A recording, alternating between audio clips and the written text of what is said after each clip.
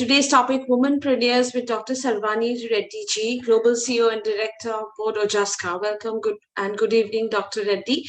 I am Gargi Chakravarti, Lead Content Specialist with SMEVenture. Today we have with us Dr. Sarvani Reddy, who is a seasoned healthcare leader and an entrepreneur in healthcare sector. She is currently building a new age integrative care model as the global CEO and executive director at the board at Ojaska. Dr. Sarvani is also advisor to the board of S01H Wellness, advisor for medical strategy, value momentum India, board advisor, Growth Garage India, managing trustee of Smarter Trust India and USA. So, Dr. Reddy, my first question to you is, tell us something about the innovative healthcare models through which the mental care issues are addressed in India, and how can integrative medicine be participative in this? First of all, thank you so much for having me on the session today, SMEVentures, and Ms. Gargi, thank you so much for the kind introduction. To come back and answer your question about if we have to talk about what are the innovative healthcare models that are being tried out today in our country and across the globe, I'd like to summarize them under 5 to 6 headings, if I may. I think first and foremost, when we talk about innovative mental health care model, I cannot not start without digital health as a tool. So we've all seen, we're just getting out of the pandemic. Telehealth has been such a big proponent in addressing a lot of healthcare issues in the recent times, and mental health is no exception. So I think one of the topmost model that I would talk about is digital health model using telehealth to drive mental health care practices, because one of the things we are very, very evident of statistically and factually, both in India and also across the globe, is the scarcity in trained professionals, right? To the number of population that we have to address these healthcare needs.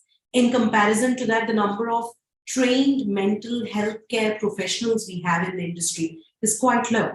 And I'm sure you all know that now India has surpassed China in being the largest populous country in the world. We just did that. So we are sitting in the heart of the... It's a big thing.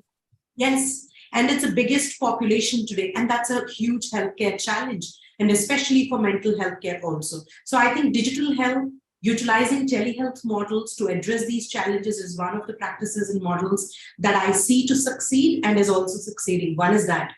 Second, I think, is looking at data-driven research. You know, that's another interesting model through which businesses and entities are built using data-driven research.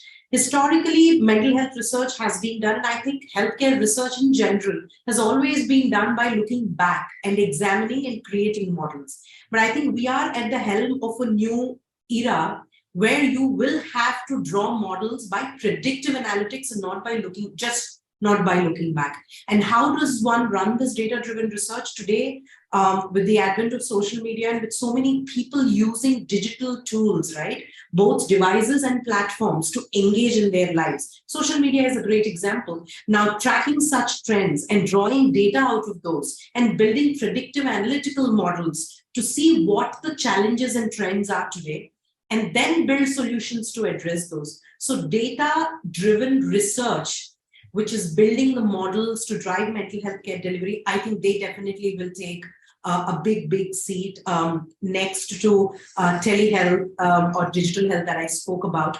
And I already addressed digital tools, right? We all are using a lot of tools, phones, smart watches, devices. We're using a lot of these, and they track a lot of data too. So utilizing both these together, I think is one important model that we should be thinking about. Third, I think preventive healthcare models when it comes to mental health, because we all know, I've already started by saying that there is a huge scarcity with respect to resources, right? There are not enough professionals to address each one of our issues independently if we were to drive only those models. And mental health, like any other disease, and it is a disease, by the way, mental health, like any other disease, I think we'll see a great support in preventive healthcare models. It's about creating awareness, helping people acknowledge, getting them to seek help, and then be able to provide enough resources to deliver that help for them, even before the issues progress into actual diseases and disorders. So preventive healthcare models in mental health, I think, again, will take a very big seat. Next is that I would definitely want to talk about the great success of mental health care delivery lies in this. There are different ways of mental health care delivery. One is individual, one-to-one, like how I'm, kind interaction, of, 101 interaction. But how long is that going to get us? Will we have enough resources to do that? No. So one of the successful models we've seen in history, but I think it needs a lot of ramping up, is community-based and community-driven mental health care models. These could be schools, these could be colleges, these could be your corporate working places, anything, right? Residential communities, whatever it is, as a group, right? Now, so in this case, we are going to address a general mental care or a mental makeup of the society. We are going to address it in general over a few lakh of population that can be in school, in colleges, in corporates. Absolutely. And having these community-driven models, will take that a lot. One of the biggest challenges with mental health delivery today and acceptance is the stigma and taboo across the world, right? And we have to acknowledge that. And one decent way, good way to get rid of that is to engage people together, bring communities together to share knowledge and then drive solutions. So I think telehealth and digital health, data-driven research models that build predictive analytics for healthcare. So we have pointers with us, data-driven digital tools, predictive analytics. These are the first step towards a inclusive and innovative healthcare that can address mental health issues. Absolutely. So tell us something, Dr. Reddy. I would like to hear about your journey and your around integrative medicine in this country and how Ojaska plays a role in this. I'll also pick up from the second part of the first question you asked. You wanted to know how integrative medicine can play a role in. Exactly. I'll talk about it while I talk about my journey. Now, Ojaska, we are a health and wellness brand. We are building the concept based on integrative medicine. This is no new age science. Integrative medicine just means that addressing a person's healthcare needs, not just from a physical perspective, because health is not just physical. It's a culmination of physical, emotional, psychological, social, and to some extent spiritual aspects of the human being. That's how holistically health has to be looked at. And that's how disease management models have to be looked at. And that's the concept based on which Ojaska is building products and services. And we are having an excellent encouragement and journey across the country wherever we travel to meet prospective partners, building relationships, interacting with individuals like you, hospitals and provider systems. Now, with respect to Ojaska and mental health care and integrative medicine, I'd like to bring these three together, and I am at the center of it anyway. Addressing mental health is no longer, and for that matter, addressing any healthcare concern is no longer a matter of scribbling a prescription. I'm a medical doctor myself. I don't think any illness can be treated just by a pill anymore, because we are sitting on the bed of chronic illnesses. Chronic care has become a huge prerequisite for any healthcare delivery system. I think we all are in agreement today, both as individuals and the community, and as providers and patients also, that it's no longer about prescriptive treatment to these diseases. Prevention is important, including and integrating complementary therapies that would aid to the betterment of the patient or the individual is where the long-term success is if we were ever to call our healthcare model successful. So I think integrative medicine plays a very, very crucial role, especially in addressing mental health needs, because a lot of these may not be treated or supported enough by pharmacological models. Then what do? A lot of counseling and therapy can be supported by these, complementary therapies. Like yoga is a big part today of health in general. Meditation, yoga, meditation, guided imagery. There are new age meditative models that are coming in, which are Reiki healings are there. Absolutely. And that's where integrative medicine is focused at. And that's where Ojaska is focused at. And I think that's where the future is, right? If we were to treat these conditions right, both prevent and manage them, I think always integrative And medicine. in the pandemic also, we have seen like lot of, the pandemic has taken a toll on the mental health of people. People were locked down, sitting inside. The children were not going out. So I have seen this. There was a great trend, people falling in depression, not able to communicate with their loved ones. And this was taking toll, working round the clock, work from home.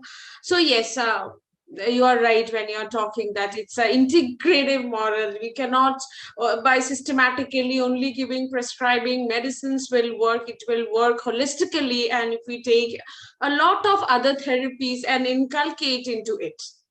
Yes. Right. Yes. So increasingly innovative mental health vendors are combining digital tools and virtual care to create a robust ecosystem from end-to-end patient care. So how do mental health care be inculcated in this to bring in positive changes? How do you think vendors play a role, and how do we understand whether their products are really justifying and taking care of the requirements? Absolutely. I think this is the best questions of the entire discussion. Healthcare aggregator models, digital marketplaces for healthcare have become a boon in the last decade in India and, of course, outside as well. While they have their own challenges, when we are talking about mental health, I think the first and foremost, while I'm very, very up and happy for it, I sit on the board of a company which is a digital marketplace for mental health as well. Having said that, one of the concerns that the providers have, the customers have, and we as guardians also should have is, are these taking enough actions to ensure the quality of care they're delivering? I think that's the foremost of it. If that is taken care of, if the quality is not compromised, that these are not just Amazons for healthcare delivery, that everything and anything is available and then you just get lucky once you receive the right product. I don't think we can take those chances with healthcare, especially with mental health care. I think ensuring quality, players who ensure a robust quality mechanism in the way their care models are built on the digital marketplaces, or if you are an aggregator, then what kind of partners and vendors you associate with, then you need to have those quality parameters with who you work with and who you don't. That builds a lot of trust and faith in your customer segment, and definitely that's a great way to go. Second, I think, is any marketplace or any digital entity, I think, which has enough muscle put behind some amount of research, right? Their own research. What kind of patients are coming to them? What are the most common disorders that they're seeing? How are their professionals able to handle it? And how is the feedback? How's the response? How are the outcomes? Mapping these trends and then, kind of working on their protocols and models and vendor models to arrive at something better each day. People who invest, models which invest in some amount of data research, right? And translate that data research into the way their care delivery is done. I think that's where we will see the success of the marketplaces rather than, just being a one-stop shop, for everything. I think that we have too many solutions like that today. I don't think just an aggregator would help, but an aggregator or a marketplace or a digital health solution provider who has quality as paramount for them, and then run enough research to mature their care delivery systems.